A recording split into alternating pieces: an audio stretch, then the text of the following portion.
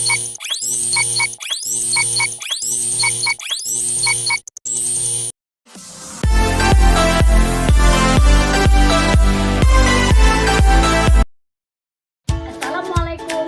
warahmatullahi wabarakatuh. Apa kabar semuanya? Semoga kita tetap sehat dan semangat dalam belajar. Adapun materi kita hari ini yaitu iman kepada kitab-kitab Allah. Selamat belajar.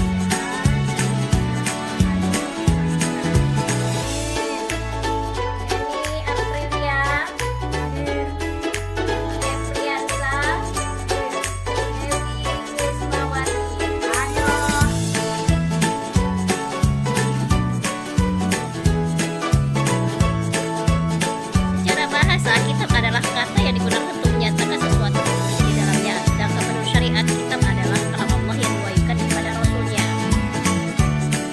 Iman kepada kitab Allah adalah meyakini dengan sepenuh hati bahwa kitab Allah benar-benar wahyu Allah yang diturunkan kepada Rasul oleh malaikat Jibril sebagai pedoman hidup agar bahagia dunia akhirat.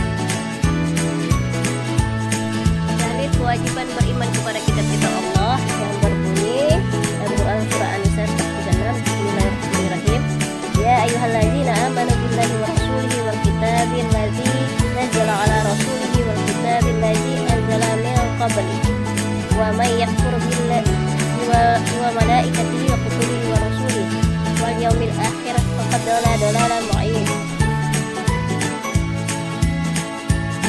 Artinya, wahai orang-orang yang beriman, tetaplah beriman kepada Allah dan Rasulnya Muhammad dan kepada kitab Al-Quran yang diturunkan kepada Rasulnya serta kitab yang diturunkan sebelumnya. Barang siapa ingkar kepada Allah, malaikat-malaikatnya, kitab-kitabnya, rasul-rasulnya dan hari kemudian, maka sungguh orang itu telah tersesat sangat jauh.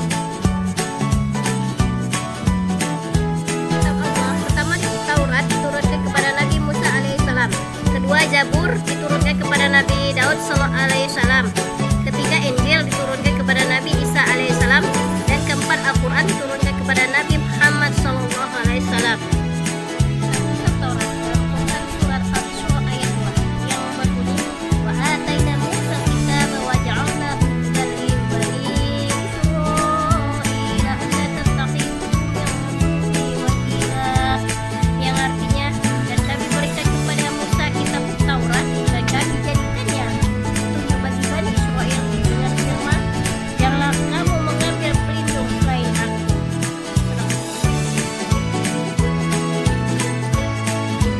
Hal yang kedua yaitu tentang kitab Zabur yang berbunyi Bismillahirrahmanirrahim. Inna auhayna ilaika kama auhayna ila Nuhin wa nabiyyina min ba'dih wa auhayna ila Ibrahim wa Ismaila wa Ishaqa wa Yaquba wal asbati wa Isa wa Ayuba wa Yunusa wa Harun wa Sulaiman wa ataina Dawuda wa Jabura.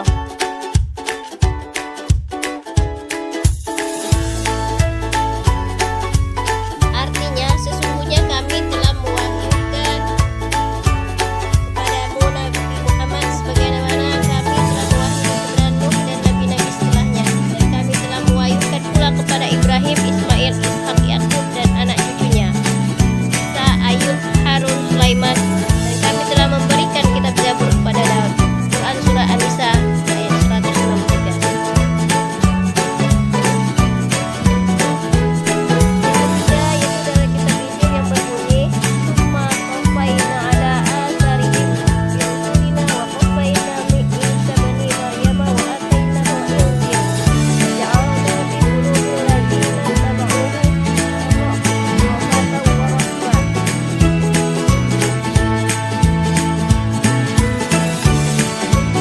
kemudian susulkan rasul-rasul kami mengikuti jejak mereka, dan kami usulkan pula Isa putra Maryam, dan kami berikan Injil kepadanya, dan kami jadikan rasa santun dan kasih sayang dalam hati orang-orang yang mengikutinya.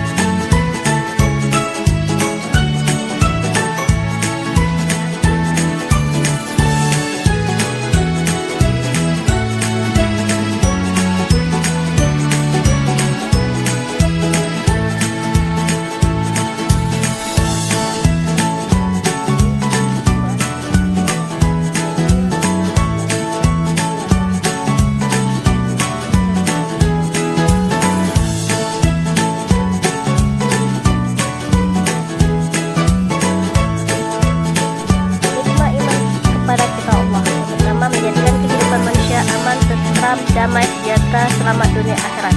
Yang kedua, untuk mencegah dan mengatasi perselisihan di antara manusia.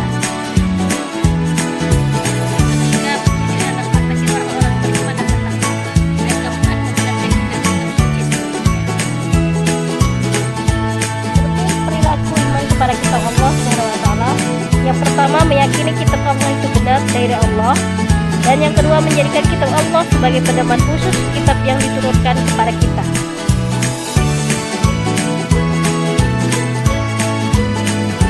Dan ketiga, memahami isi kandungannya. Dan keempat, mengamalkan dalam kehidupan kita sehari-hari. Beriman kepada kitab Allah dengan perilaku sehari-hari sebagai seorang pelajar. Pertama, masuk kelas tepat waktu. Yang kedua, mengikuti pelajaran dengan baik. Yang ketiga, berpakaian sesuai kata tertib sekolah. Keempat, mendengarkan keterangan guru.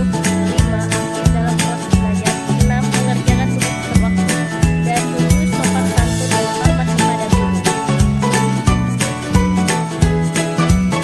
Selanjutnya, kaitan antara beriman kepada kitab Allah dengan perilaku sehari-hari orang, anak, dan keluarga. Pertama, rajin membantu orang tua.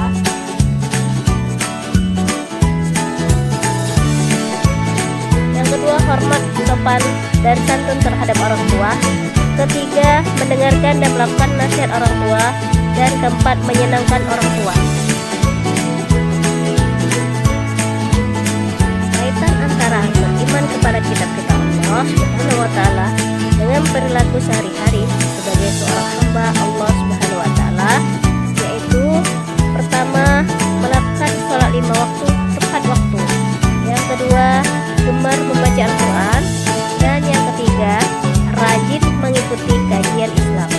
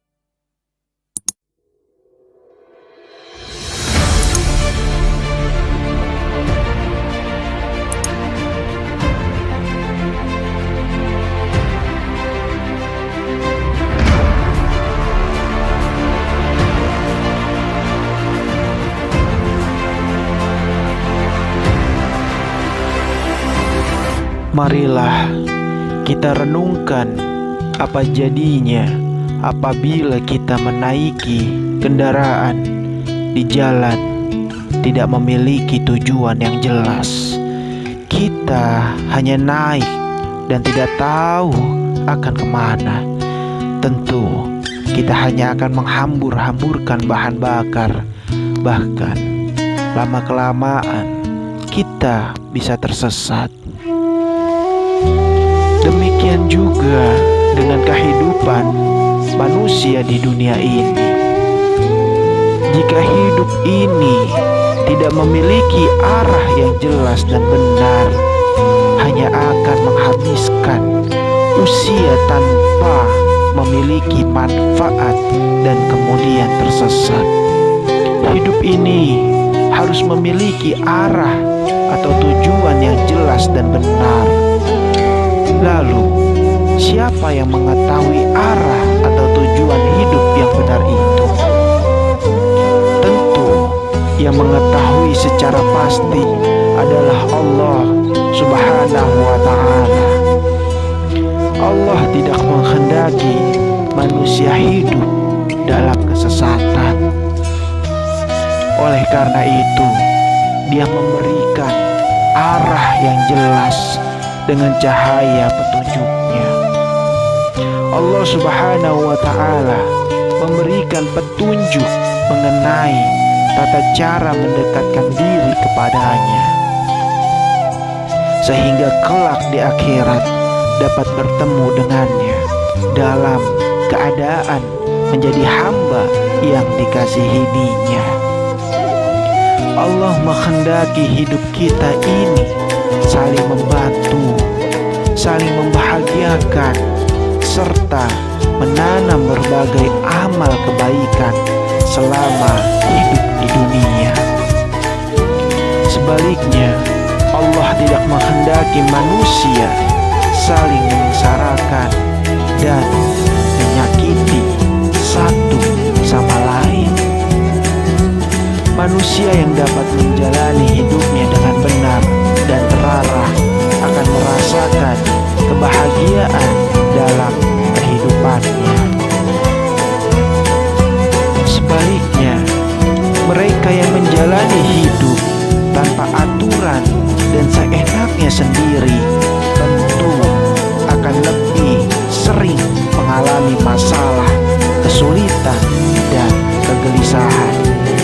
Petunjuk Allah yang tertuang dalam kitab-kitabnya yang diturunkannya merupakan panduan untuk kebahagiaan manusia di dunia sampai akhirat, yang berisi cara membimbing kita untuk meraih kebahagiaan.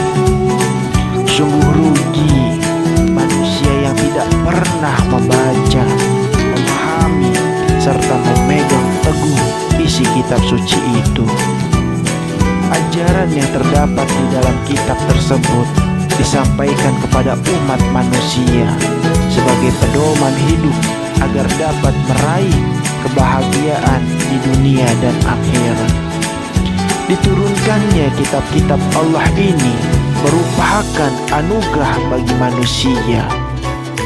Manusia dikaruniai akal dan pikiran sehingga dapat mengkaji ilmu pengetahuan yang ada di dalamnya. Kitab-kitab Allah ini dapat memberi jalan keluar terhadap setiap masalah dan kesulitan yang dihadapi oleh manusia. Dengan adanya kitab-kitab Allah ini, manusia dapat membedakan mana yang benar dan mana yang salah, mana yang bermanfaat dan mana yang mengandung mudarat. Seandainya kita tidak memiliki pedoman yang datangnya dari Allah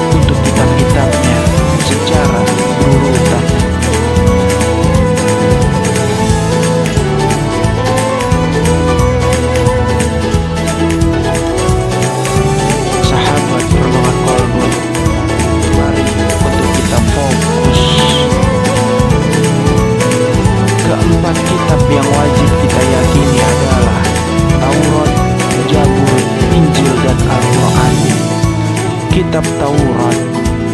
Kitab Taurat diwahyukan kepada Nabi Musa pada abad ke-12 sebelum Masehi. Nama Taurat berarti hukum atau syariat. Pada saat itu Nabi Musa diutus oleh Allah untuk berdakwah kepada bangsa Bani Israel. Oleh karena itu, tepat sekali kalau kita meyakini bahwa kitab Taurat diperuntukkan sebagai pedoman dan petunjuk hidup bagi kaum Bani Israel saat itu. Adapun bahasa yang digunakan dalam kitab Taurat adalah bahasa Ibrani. Sebagai Muslim, kita sangat meyakini akan keberadaan kitab Taurat ini. Kita meyakini bahwa kitab Taurat benar-benar wahyu dari Allah Subhanahu wa Ta'ala. Keyakinan ini diperkuat oleh keterangan-keterangan yang ada di dalam Al-Quran. Salah satunya adalah yang tertuang dalam firman Allah dalam Quran surat Al-Mu'minun ayat 49. Dan sesungguhnya telah kami berikan Alkitab Taurat kepada Musa agar mereka Bani Israel mendapat petunjuk. Kitab Taurat yang diturunkan Allah kepada Nabi Musa untuk bangsa Bani Israel agar mereka senantiasa berada dalam jalan kebenaran. Adapun pokok-pokok ajaran yang ada dalam kitab Taurat yang diturunkan di Bukit Sinai, ini adalah salah satu yang menjadikan pokok ajaran kitab Taurat. Kitab Jabur. Kitab Jabur diturunkan Allah kepada Nabi Daud untuk bangsa Bani Israel atau umat Yahudi.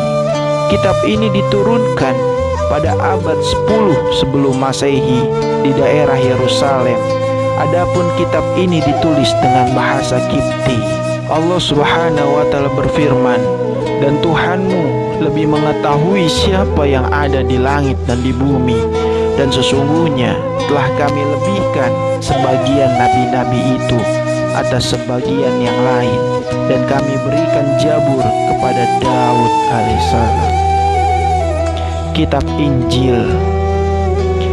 Kitab Injil diturunkan kepada Nabi Isa pada permulaan abad 1 Masehi. Kitab Injil diwahyukan di daerah Yerusalem. Kitab ini ditulis pada awalnya dengan menggunakan bahasa Suryani. Kitab ini menjadi pedoman bagi kaum Nabi Isa alaihissalam, yakni kaum Nasrani. Firman Allah Subhanahu wa Ta'ala berkata, "Isa, sesungguhnya aku ini hamba Allah. Dia memberikan Alkitab Injil dan dia menjadikan aku seorang nabi." Quran surat Maryam ayat 30. Kitab Injil berisi ajaran pokok yang sama dengan kitab-kitab sebelumnya. Secara umum, kitab Injil berisi tentang seperti ini. Kitab Injil menjadi pedoman bagi para pengikut agama Nasrani agar melaksanakan hukum-hukum Allah Subhanahu wa Ta'ala yang dibawa oleh Nabi Isa. Nabi Isa mengajarkan agar kaumnya taat kepada hukum-hukum Allah dan tidak terlena dengan gemerlap harta dan dunia. Kitab Al-Quran. Kitab Al-Quran merupakan kitab yang diturunkan Allah kepada Nabi dan Rasul yang terakhir, yaitu Nabi Muhammad SAW. Kitab suci Al-Quran diturunkan Allah sebagai penyempurna dan membenarkan kitab-kitab sebelumnya. Allah Subhanahu wa Ta'ala berfirman, Dia menurunkan Alkitab Al-Quran kepadamu dengan sebenarnya, membenarkan kitab yang telah diturunkan sebelumnya dan menurunkan Taurat dan Injil. Setelah wahyu pertama yang diturunkan di Gua Hiro, turunlah wahyu-wahyu berikutnya sampai seluruhnya diturunkan oleh Allah Subhanahu wa Ta'ala.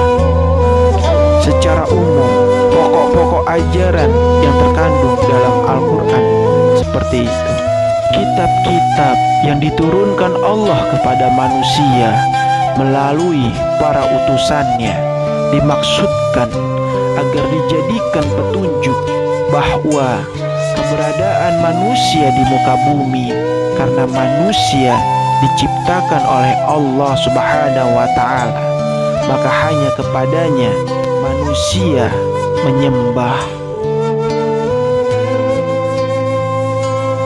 Allah menciptakan manusia dengan penciptaan yang sempurna. Manusia diberi akal, hati nurani, dan nafsu. Hal ini dimaksudkan agar manusia bisa menjadi khalifah di muka bumi. Sebagaimana tujuan diciptakannya, berkaitan dengan hal ini, manusia diberi petunjuk dan pedoman bagaimana harus menjalani kehidupan. Allah memberikan pedoman yang berisi hal-hal baik yang harus dilakukan dan meninggalkan hal-hal buruk atau tercela. Pedoman dan aturan ini tidak dimaksudkan untuk mengekang manusia, justru sebaliknya, dimaksudkan agar kebahagiaan manusia di dunia ini menjadi sempurna. Kesempurnaan kebahagiaan yang dimaksud adalah manusia dapat merasakan kebahagiaan hidup di dunia dan akhirat. Al-Quran merupakan kitab suci dari Allah yang terjamin kemurniannya. Maksudnya, sejak awal diturunkan sampai sekarang, bacaan Al-Quran dan isinya tidak mengalami perubahan, baik penambahan maupun pengurangan. Sedangkan kitab-kitab sebelumnya yang ada sekarang sudah tidak murni lagi.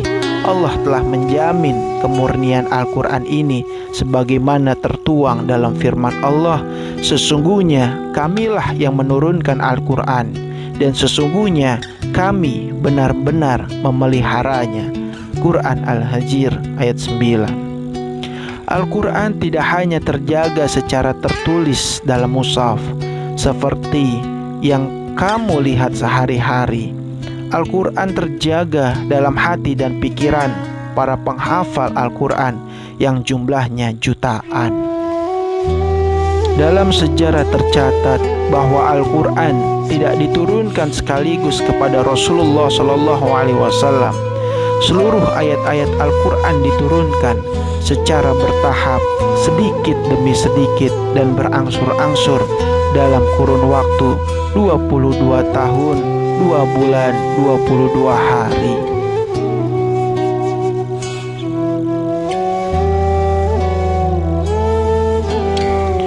Umat Islam yang menjadikan Al-Quran sebagai pedoman dalam kehidupan sehari-hari sudah tentu akan menjadikan hidupnya terarah dan selamat sampai tujuan hidup yang sebenarnya, yakni bahagia di dunia dan bahagia di akhirat. Sebagai umat Islam, kita harus mencintai Al-Quran dan bertekad untuk menjaga serta mengamalkan isinya. Wallahu a'lam bishawab.